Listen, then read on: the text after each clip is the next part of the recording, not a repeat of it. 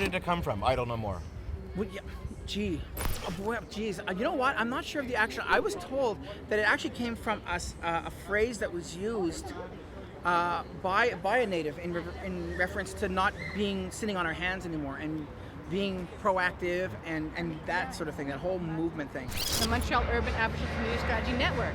So what it was is an initiative where different people that are Aboriginal name the issues that are facing your people and in what type of theme. So people really kind of branched out and they started doing concrete steps to have solutions. So for instance, I work very closely with Batshaw. My experience in adoption wasn't great. So I make sure that the next generation doesn't have what I went through. And what does the movement mean to you? Like I said, it's all about unity. It's putting aside different nations, different beliefs, because a lot of people think that, well, they don't do it this way, they don't do it the right way. There can be a lot of sniping between nations. But Idle No More, it brings it all together. It's like, okay, well, let's just worry about the government dealing with native issues, because if we don't speak with one voice at least, or as much as a unified voice as we can, then they're not going to listen to us.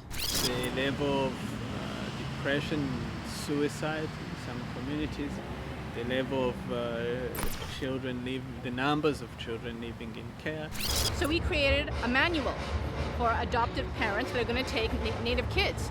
It's kind of like, how to bring up your child in a good way, how to retain their culture.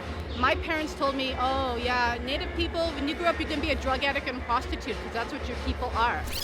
Is there an emphasis on education, or is it something that's lacking? Well, it is unfortunately lacking. We have one of our performers tonight. His whole story is that they came south for a better education because his family was worried about the education that he was getting up north. Instead, I have all different artists and musicians and reporters and hockey players, all these famous people that are First Nations, so that the parents can tell their children, wow, one day you can be like a Carla Robinson, a CBC reporter, whoever.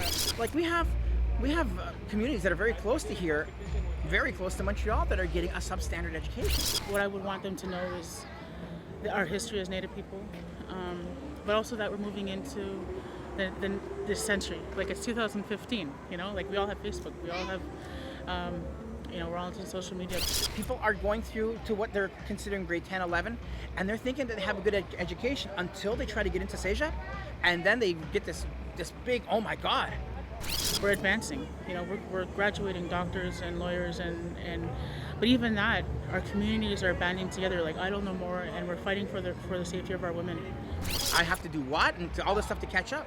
Those two communities have to speak together, and they have to streamline their education systems. They have to, because otherwise they're just going to hit a brick wall, and then what? Then they're just going to have to work in the community, doing whatever jobs are only available in that community. They have no horizons. Now levels of incarceration, the sheer levels of poverty, all of those things are a very stinging indictment to Canada at this particular juncture to say we could do this better.